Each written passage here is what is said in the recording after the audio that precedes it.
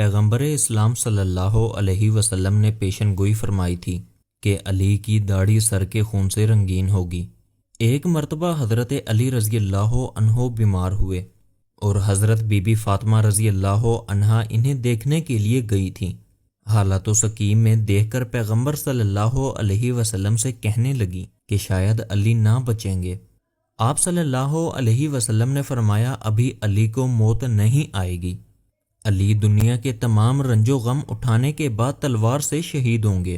عبد الرحمن ابن ملجم نے کوفہ پہنچ کر 1000 درہم کی تلوار خریدی اور اس تلوار کو زہر میں ڈبو کر رکھ دیا اور موقع کی تلاش میں کوفہ کی گلیوں کے چکر لگانے لگا۔ اسی دوران اس کی نظر ایک خوبصورت عورت پر جا پڑی جس کا نام قطامہ بنت نجبہ تھا اور وہ معاویہ کی رشتہ دار تھی۔ ابن ملجم کو وہ عورت بہت پسند آئی اور وہ اس کا غلام بن گیا۔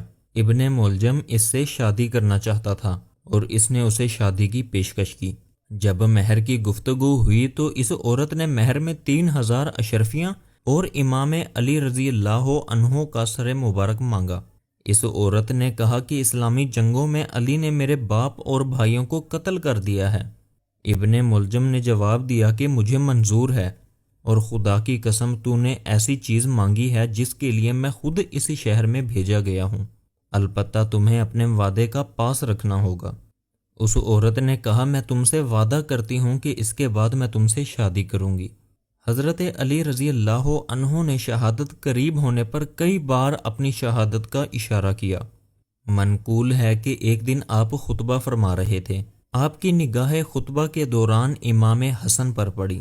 حضرت علی نے پوچھا، بیٹا آج کون سی تاریخ ہے اور اس مہینے کے کتنے دن گزر چکے ہیں؟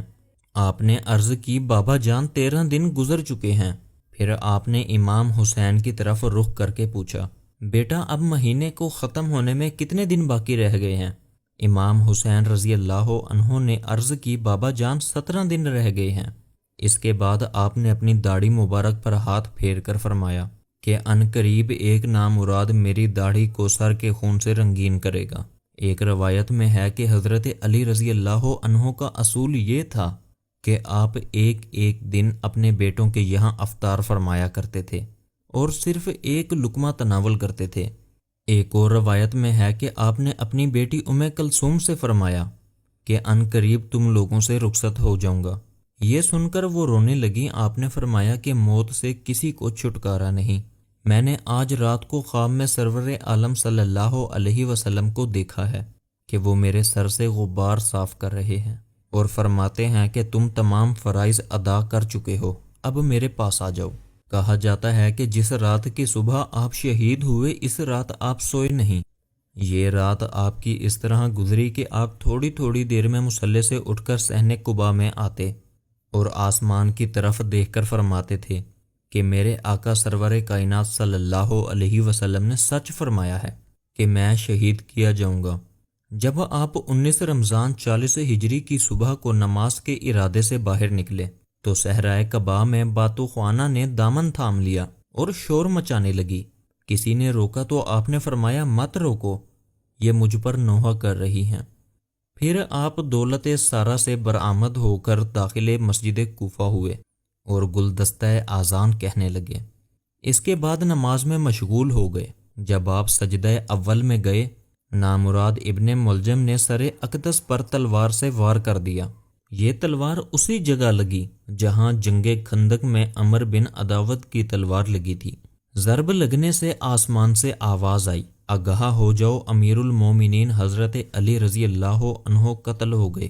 اس کے بعد آپ زمین پر لوٹنے لگے اور زخم پر مٹی ڈال کر فرمایا، خدا کی قسم میں نے حیات ابدی پالی اور کامیاب ہو گیا۔